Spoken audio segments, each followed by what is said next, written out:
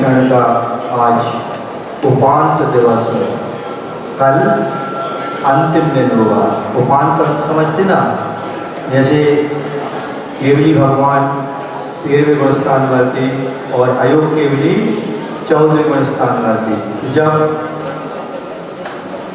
14वें गुण स्थान में पहुँचते हैं तो उस समय 85 कर्ण प्रकृतियाँ शेष रहती हैं और अंतिम समय उपांत समय में 72 प्रकृतियों का क्षय हो जाता है और अंत समय में कितने 13 प्रकृतियों का वो क्षय करके सिद्ध अवस्था को प्राप्त हो जाते हैं। इसी प्रकार ये पर्वराज पर्युषण का भी आज उपांत दिवस है और आप लोग भी सफलता चाहते हैं। 2 दिन शेष हैं, है ना। फिर आप भी स्वतंत्र हो जाएंगे, हम भी स्वतंत्र हो जाएंगे शिविर से, वैसे नहीं चतुर्मास के बंधन से नहीं। कल आपने मुनि महाराज के द्वारा त्याग का महत्व समझा था। आज आकिंचन धर्म में उत्तम आकिंचन नॉन अटैचमेंट त्याग में हमने समझा था कि हमने बाहरी वस्तुओं का तो त्याग कर दिया था। आज उससे और ऊपर उठने का दिन है। ऊपर उठने का दिन कैसे? तो उत्तम त्याग साधक की प्रारंभिक अवस्था होती है और जब अंतिम लक्ष्य परम लक्ष्य पाना प्राप्त होता है साधक को, तो वह उत्तम आकिंचन धर्म को प्राप्त होना चाहता है।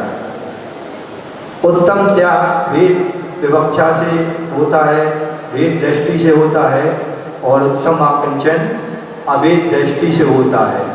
कैसे? हमने त्याग कर दिया। आचार्य कहते हैं त्याग करना ही आकिंचन है। कैसे? हमने ये त्याग कर दिया, हमने वो त्याग कर दिया, हमने इतना दान दे दिया, हमने ये मकान छोड़ दिया, हमने घर छोड़ दिया, तो ये त्याग तो हो गया। लेकिन हमने जो छोड़ा है उसकी अभी रट हम लगाए हुए हैं। उस रट को भी हमें छोड़ना, तब हमारा आकिंचन धर्म पाना कहलाएगा। समझे? आकिंचन धर्म हमारा तब पाना कहलाएगा।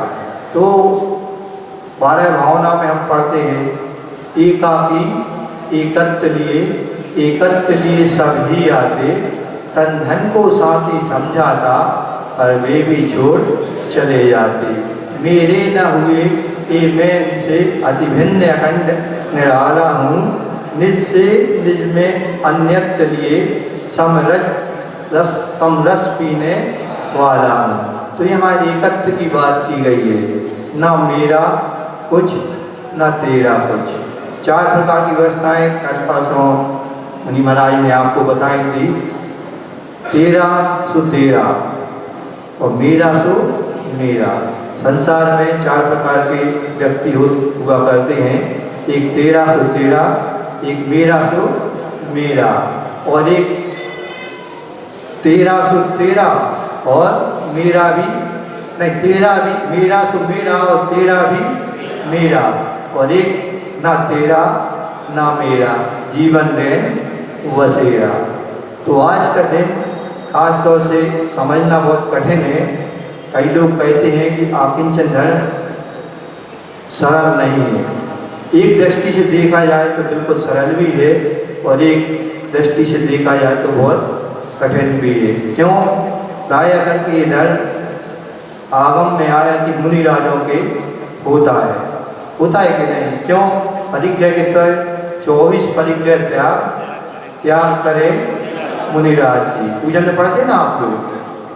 हाँ, परिग्रह 24 पे त्याग करे मुनिराज जी। कौन कौन से होते? 24 परिग्रह, 14 अंतरंग परिग्रह और 10 प्रकार के बाह्य परिग्रह। तत्व में आपने पढ़ा है। तो मिथ्यात्व अंतरंग परिग्रह में और 9 कसाय हैं और 4 जो मुख्य कसाय है, क्रोध मान माया और लोभ। इस प्रकार ये 14 कसाय होती हैं और जो अपन क्षेत्र दान दासीदास को कुमार आदि 10 प्रकार के बाह्य परिग्रह बताए गए हैं। इनका जब त्याग मुनिराज कर देते हैं तो कहते हैं उनका आकिंचन धर्म होता है। लेकिन फिर भी अभी सराग अवस्था में है मुनिराज, है ना, सराग अवस्था में। सराग संयम असंयम सूत्र पढ़ाया था ना अभी, उसमें आया था सराग संयम। मुनिराज सराग अवस्था में होते, कुछ उनका छूटना भी बाकी होता है।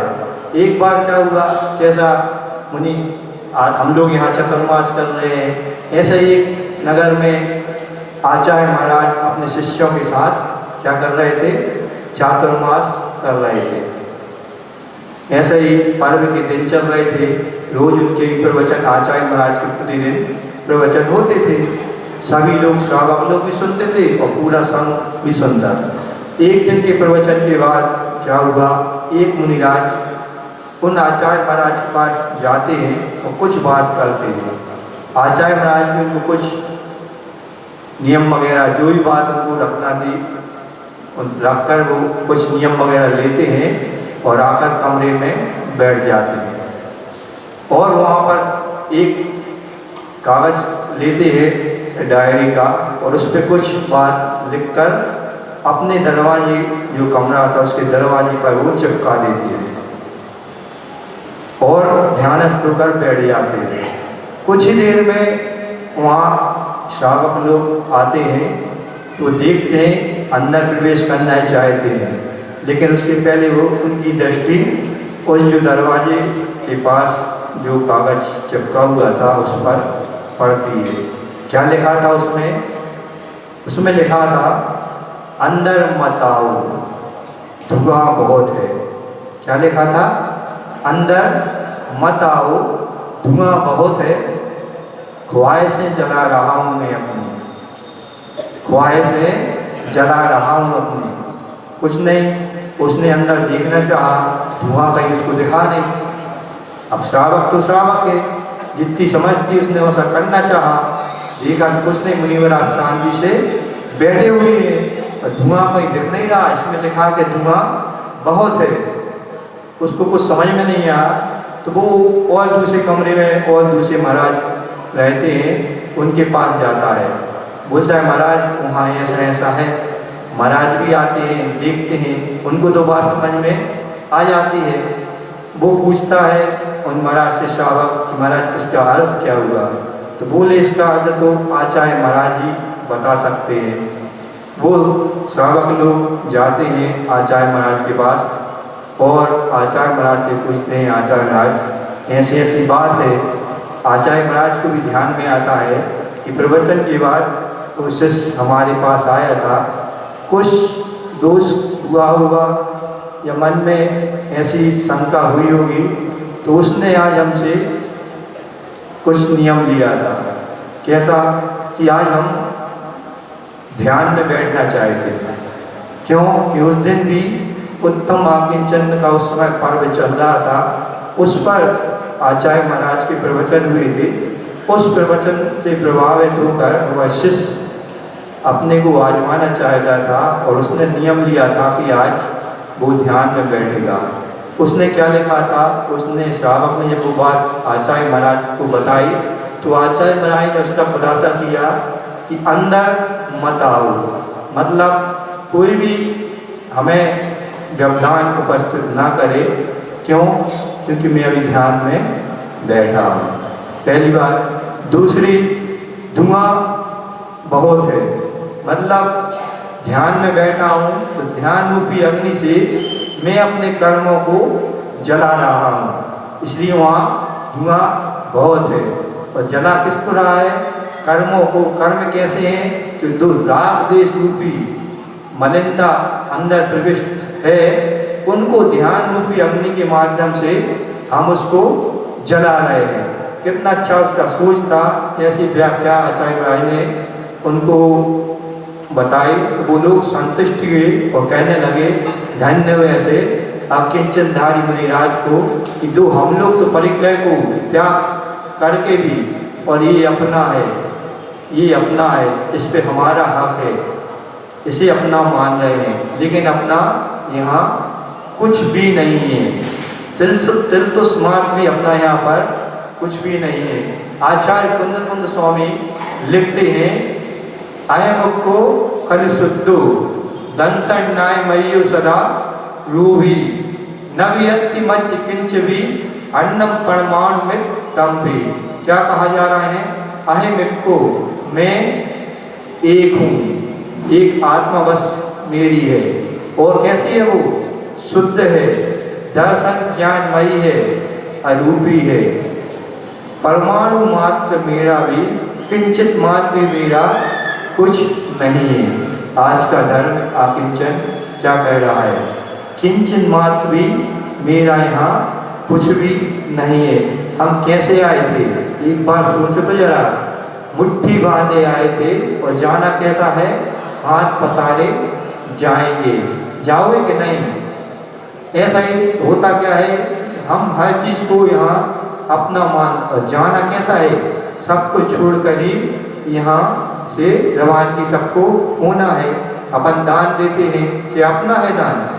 आचार्य कहते हैं कि जो हमने त्याग किया है या जो हम अपना मान रहे हैं अपना है ही नहीं, तो हम छोड़ने की बात करते हैं। जो आपने पैसा दिया कि अपन लेके आए थे साथ, दान की बोली है राशि कि अपन वो साथ लेके जाना है, नहीं आना ना।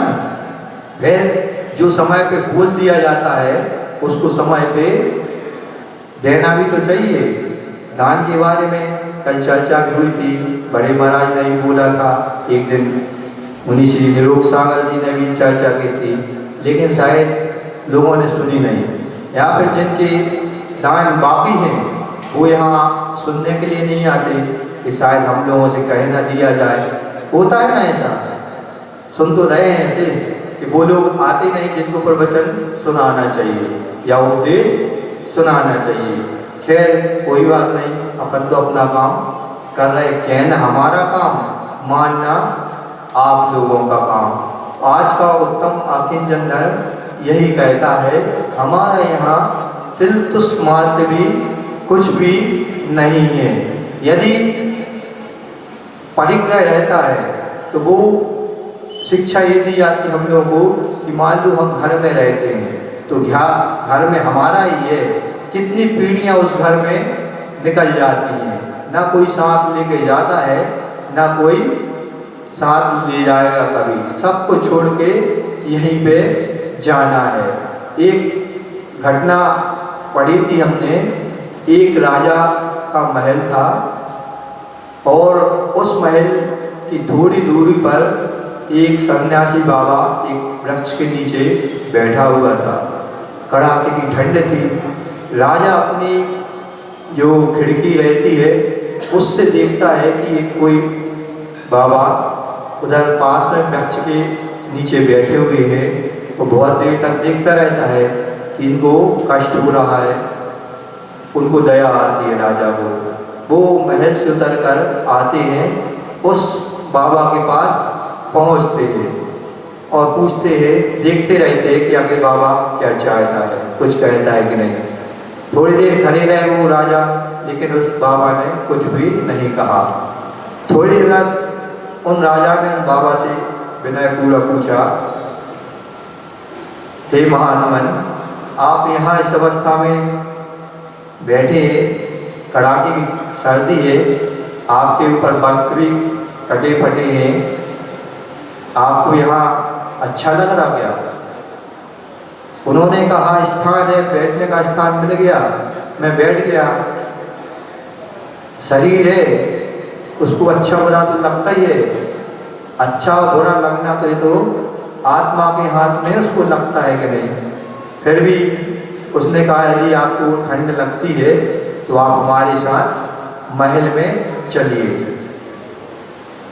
एक बार कहने पर वो बाबा जी भी चलने के लिए राजी हो जाते हैं।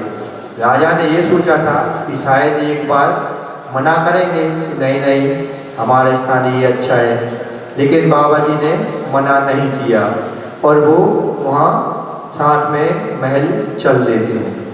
महल में जाते हैं दोनों। पूरे महल, कई कमरे थे उस महल में, अच्छे अच्छे स्थान थे। और राजा क्या करता है, उन बाबा जी को पूरा महल घुमाता है अपने साथ में। एक एक चीज़ दिखाता है, परिचय करवाता है कि ये महल में ऐसा है, ये स्थान ऐसा है, ये रहने का है, ये अतिथियों का भवन है, यहाँ कोई सभा लगती है उसका ये सभा कक्ष है, ये भोजनशाला है, सब पूरी सामान उससे परिचय करवा देता है। फिर कहता है राजा आप वो यहीं आप कुछ दिन यहाँ पर ठहरिए, अब आप इन कमरों में से किसी भी कमरे को पसंद कर लीजिए, सब सुविधाएं आपको मिलेंगी। वो भी एक कमरा अच्छा सा देख के बाबा पसंद कर लेता है और वहाँ पर रहने लगता है। फिर क्या होता है, एक दिन होता है, 2 दिन होता है, तीसरे दिन राजा उन बाबा जी से पूछता है क्यों बाबा जी आपकी रात कैसी गुजर रही? तो बाबा जी थे अच्छे से, एक बड़े अच्छे कहते हैं कुछ मुझ जैसी कुछ आपके जैसी। राजा को उत्तर समझ में नहीं आई ये बात, कुछ आप जैसी कुछ आपसे अच्छी। बस राजा ने पूछना चाहा, मुझे बात समझ में नहीं आई। उसने कहा इसका उत्तर हम कुछ दिन बाद देंगे। राजा समझा कि शायद इन बाबा को ये स्थान अच्छा लगा है, इनका मन यहाँ रम गया है, रुकने का कोड़ा है। कुछ नहीं, ऐसे ऐसे 1 हफ्ता निकल गया, 10 दिन निकल गए, 15 दिन निकल गया, महीने निकल गए, ऐसे ऐसे करते करते 6 महीने भी निकल गए। कितने? 6 महीने। अब राजा पे रहा नहीं गया। राजा पूछता है बाबा जी अब ऐसा लगता है कि आप में और हम में अब कोई अंतर नहीं रहा, क्योंकि जो सुविधाएं मुझे प्राप्त हैं वही सुविधाएं आपको भी प्राप्त हो रही है। अब आप यहाँ के राजा जैसे दिख रहे हैं, मैं तो राजा ही हूँ। बाबा जी ने कहा अच्छा ऐसा करते हैं। उनने फिर प्रश्न पूछा था आपको कैसा लग रहा है? तो बाबा जी ने फिर वही उत्तर दिया था कि कुछ आप जैसे ही और कुछ आपसे अच्छा यहाँ पे लग रहा है। तो राजा ने कहा फिर तो ठीक है, आप यहाँ रुकिए। तो फिर हमें इस उत्तर का, इस प्रश्न का उत्तर दे दीजिए जो आप जवाब दे रहे हैं, इसका हमें उत्तर समझ में नहीं आ रहा। तो बाबा ने कहा अब तो इसको उत्तर देना ही पड़ेगा। तो बाबा कहते हैं चलो मेरे साथ। तो वो बाबा उसको ले जाते हैं जंगल की ओर। जंगल की ओर जाते हैं, चलते चलते बहुत दूर निकल आते हैं।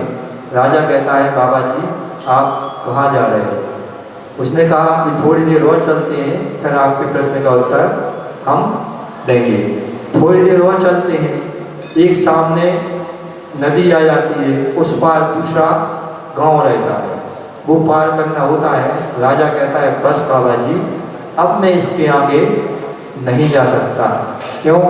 मुझे वापस लौटना है, महल मेरा इंतजार कर रहा है, मुझे बहुत से काम हैं। तो बाबा जी कहते हैं अरे यही तो मेरे प्रश्न का उत्तर, मेरे जवाब का जवाब है। क्या जवाब था? उस बाबा ने कहा मैं पहले जंगल में रहता था तो उसे मैंने अपने अंदर नहीं बसाया।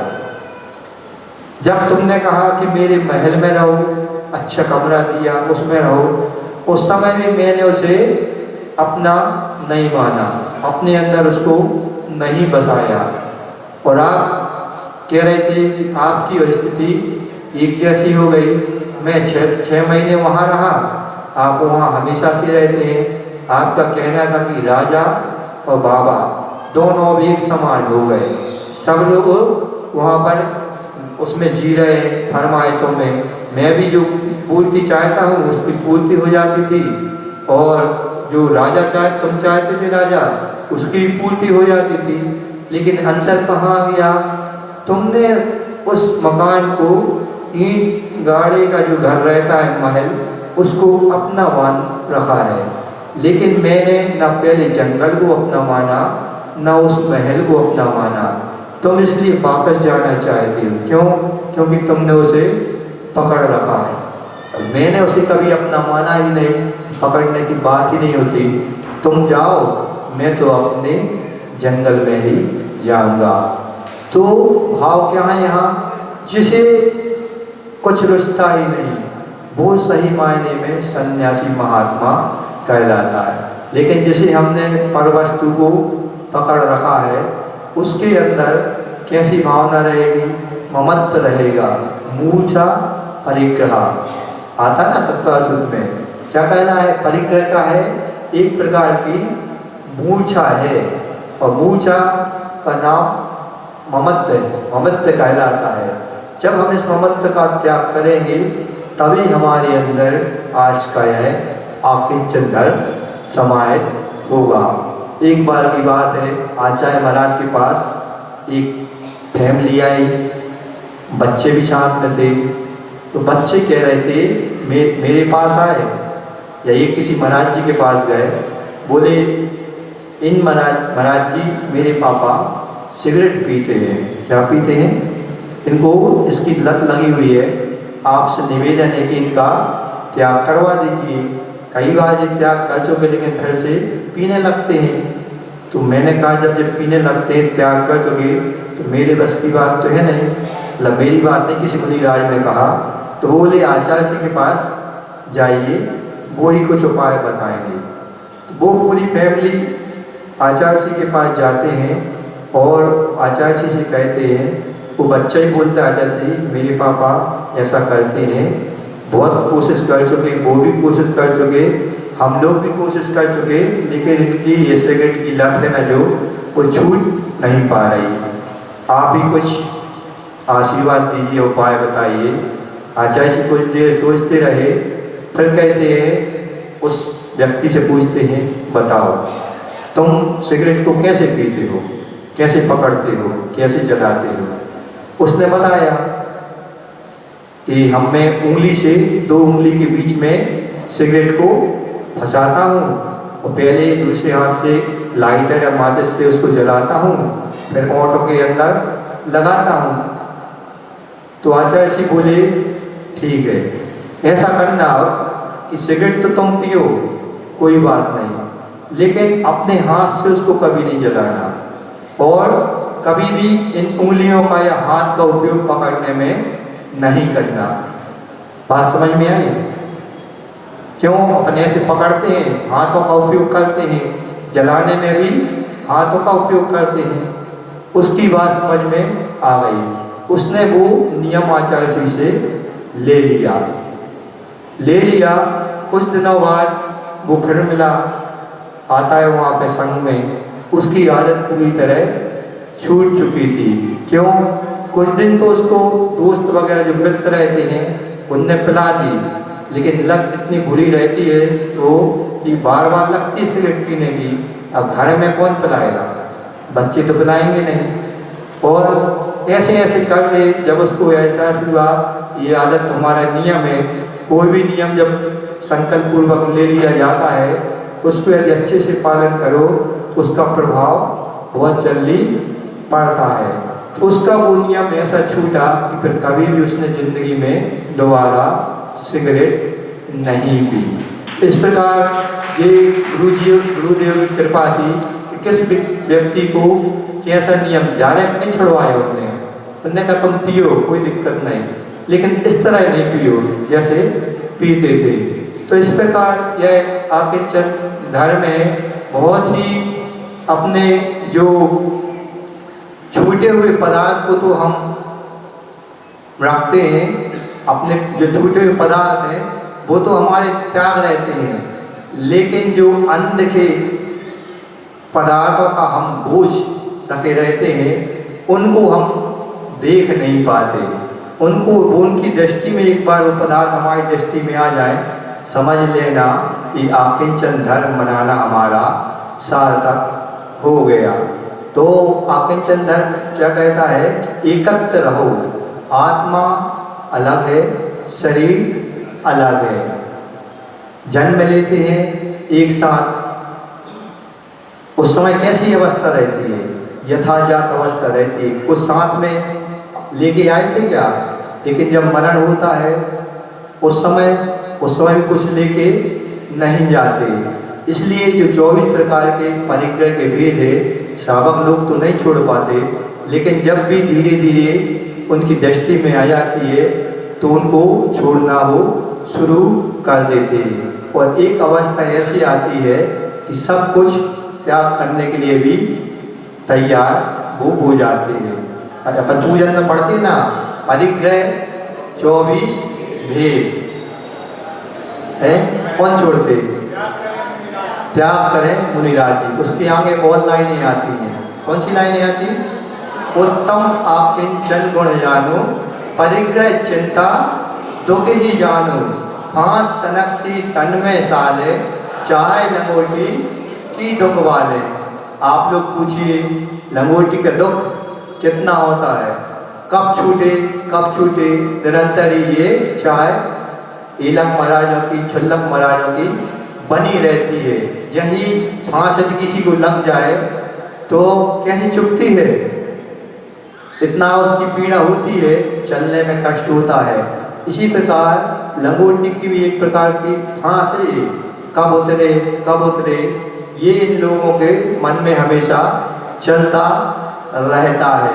एक व्यक्ति बार बार रट लगाए रहता था कि मुझे मोक्ष चाहिए, मोक्ष चाहिए, मोक्ष चाहिए। 2-3 दिन निकल गए, बार बार कोई शब्द, मुझे मोक्ष चाहिए, मोक्ष चाहिए। वहाँ से 2 दिन गुजर रहे थे, वो आ गए उसके पास, बोले क्या बात है? उसने कहा मुझे मोक्ष की प्राप्ति हो जाए, ऐसे उपाय करिए। उसने कहा इस अवस्था में परिग्रह तुम्हारे साथ है, मोक्ष की प्राप्ति कैसे हो सकती है? उसने कहा नहीं, मुझे तो हर हालत में मोक्ष की प्राप्ति करना है। अब तो देव ही नर्वस हो गए, ये तो मान नहीं रहा, रट लगाए हुए। उसने कहा, उन दोनों ने कहा ठीक है ऐसा करते हैं, मैं तुम्हें मोक्ष ले चलता हूँ, लेकिन मेरी कुछ कोर्स रहता है, ये आपको पूर्ण करना पड़ेगा। तो उसने कहा ठीक है, अब मोक्ष तो उसको जाना है। तो उसने कहा ठीक है। उन्होंने कहा ये 10 दिन का ये कोर्स रहता है, ऐसा ऐसा आपको करना पड़ेगा। उसने कहा बताइए क्या करना पड़ेगा? तो उसने कहा सबसे पहले दिन, 10 दिन का ये कोर्स है, सबसे पहले दिन जो चीज़ें हमने इकट्ठी की थी उसको छोड़ना पड़ेगा। नहीं समझी? उसको छोड़ना पड़ेगा। ये पहले दिन का कोर्स। दूसरे दिन का कोर्स, जो तुमने दूसरों की वस्तुएं ली थी, जो पहले दिन तो अपनी वस्तुएं छोड़ दी, जो दूसरों की वस्तुएं जो तुमने ली थी पहले उनको सबको दूसरे दिन लौटाना पड़ेगा। उसने कहा ठीक है।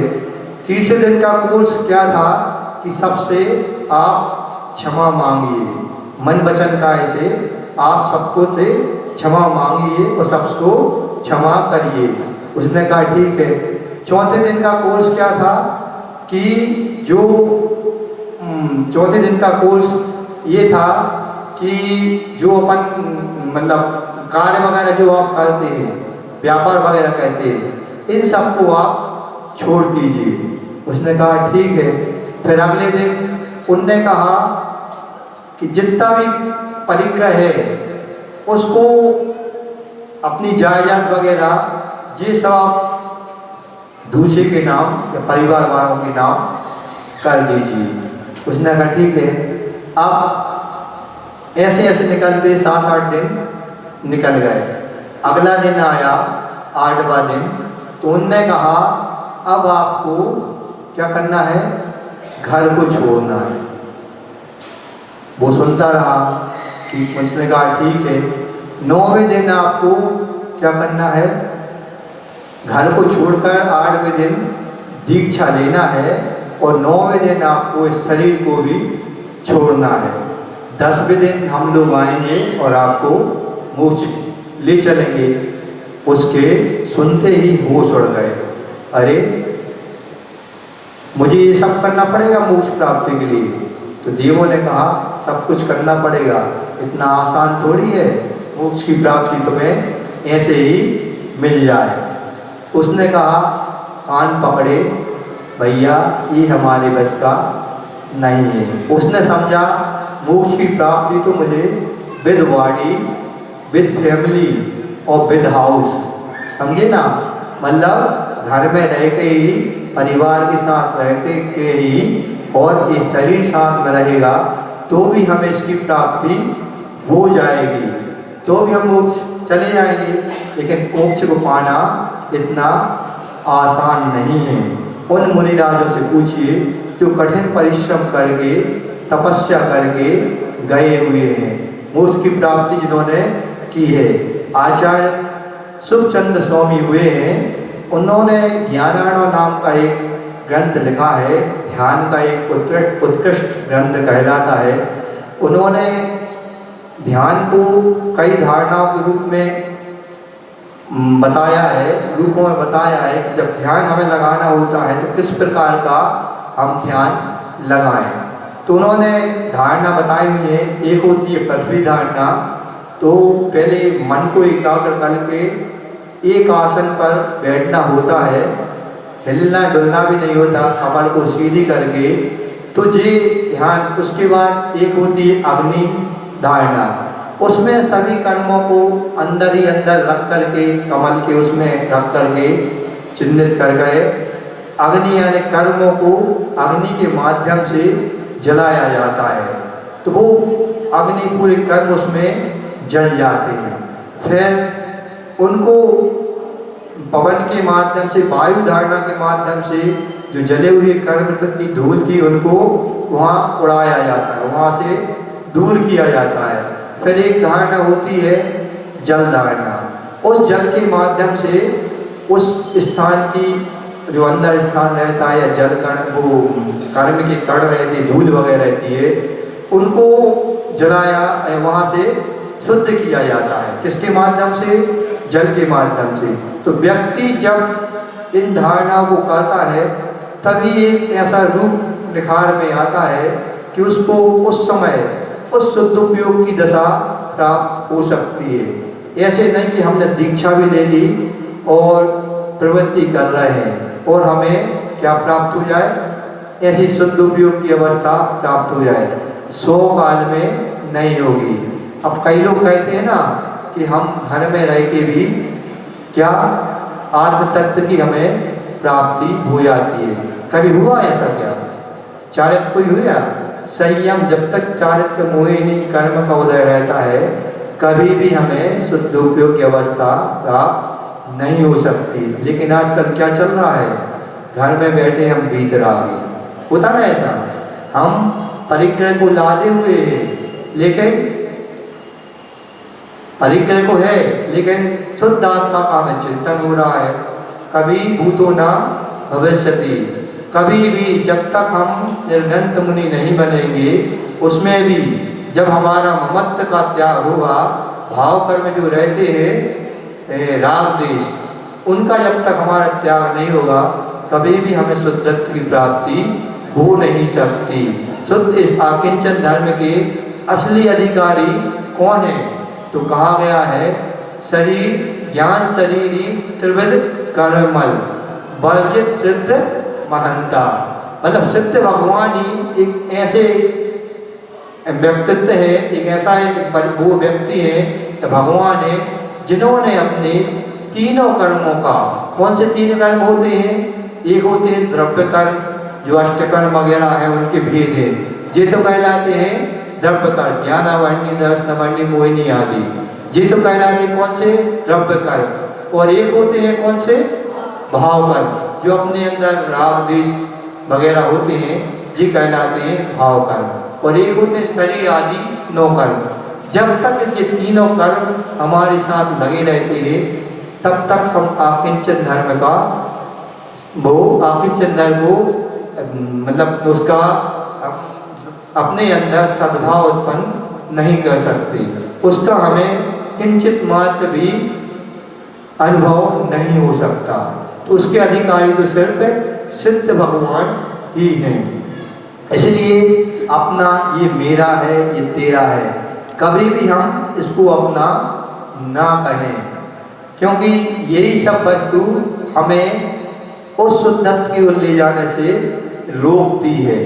कहा भी गया है, किसी ने कहा है, जब रहना ही है तन्हा, जब रहना है तन्हा तो फिर रोना कैसा? जब रहना है तन्हा तो रोना कैसा? जो था ही नहीं अपना उसे खोना कैसा? जब हम कुछ लेके ही नहीं आए थे तो बार बार हम दुख किस बात का निभाते हैं? दुख हमें किस बात का होता है कि हमारा व्यक्ति चला गया, इतने 7 दिन रहा तो इसने साथ छोड़ दिया। जब हमारा कुछ था ही नहीं तो फिर हमारा ये रहना कैसा? एक मुनिराज जी ऐसे रहते हैं जो इन भावनाओं को भाते रहते हैं। अब देखो मुनिराज रहते कहाँ पे? आप लोगों के बीच में ही तो रहते हैं। अभी पहले का समय तो है नहीं कि जंगल में रहते थे, आहार की बेला हुई तो जंगल से चलकर बस्ती में आ गए। आप लोगों का सौभाग्य हुआ, पुण्य जागा तो भैया बड़गान हो गया। नहीं होता तो बाहर चक्कर लगा के वापस जंगल की ओर मुड़ जाते हैं। अब जंगलों की व्यवस्था इस समय है नहीं, यहाँ बस्ती में ही रहना पड़ता है। लेकिन क्या बस्ती में रहने आप लोगों जैसे हो जाते क्या? किसी ने बहुत अच्छी बात कही, हम दुनिया से अलग नहीं, हम दुनिया से अलग नहीं, हमारी दुनिया ही अलग है। क्या मतलब हुआ? रहते हैं आप लोगों के बीच में, उठते बैठते हैं, बोलते चालते हैं, आहार भी करते हैं। लेकिन क्या आहार करने के लिए जाते हैं तो क्या आप जैसे जाओ करते क्या आहार? आप बैठ के करते, खड़े होके भी करते। लेकिन हम लोग कैसे करते? बाकायदा जब कोई प्रणगान करता है, अतिथि देवो भव मानकर कोई हमें प्रणगान करता है, उस समय ही हम आहार करते हैं। एक भुक्ति करते हैं, खड़े होकर करते हैं, करते कि नहीं? भोजन तो आप जैसे कर रहे हैं, लेकिन कैसे करते? अलग है कि चलिए आगे नहीं है। तो ये क्या है? हम दुनिया में रहते हैं लेकिन हमारी दुनिया ही अलग है। खड़े होकर करते हैं लेकिन आप लोग पात्रों में करते हैं, हम लोग कैसे करते? हमारा पात्र क्या होता है? कर पात्र होता है। उसके बाद हम लोग यहाँ पर भी रहते हैं, संत निवास में भी रहते हैं। क्या आपसे मिल के रहते? नहीं, अपनी दिनचर्या ही बिल्कुल अलग बताइए। 28 मुर्मन होते उनका हम लोगों को पालन करना होता है। तो इस प्रकार दुनिया ही अलग है। इसलिए यदि हमें आकिंचनधारी बनना है तो आज के धर्म का स्वरूप बहुत अच्छे से समझिए। कोई अलग से नहीं है इधर, बस जो अपना है, जिस चीज़ में अपना ममत्व है उसको भर हमें अपना नहीं मानना। क्यों? क्यों एक दिन ये सब छूटने वाली हैं। तो किसी ने कहा है कि दिलों में लगी जंग को अपने रवैये से कंचन करें, दिलों में लगी जंग को अपने रवैये से कंचन करें, आओ खुद पर अच्छाइयों का सिंचन करें।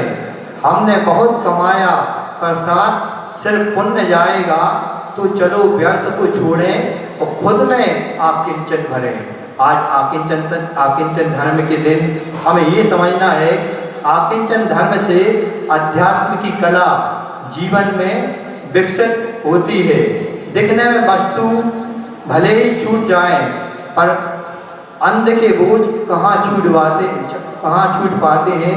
इस बात को ध्यान में रखते हुए, और आज हमने त्याग के दिन बहुत कुछ त्यागा था, लेकिन आज उस त्याग का भी जो हम रट लगाए हुए हैं, उस त्याग का भी हमें यदि त्याग कर दिया है तो ही हम वास्तव में उस आकिंचन धर्म को समझ पाएंगे। बाकी और कुछ समझना है तो पूज्य मुनि महाराज अभी और इस पर उद्बोधन देंगे, इसी भावना के साथ कि हम हमेशा आकिंचन पाने की भावना भाते रहे। बोलिए अहिंसा परमो धर्म की, संत श्रोमणी आचार्य गुरुवर्ष विद्यासागर जी महामुनि राज की।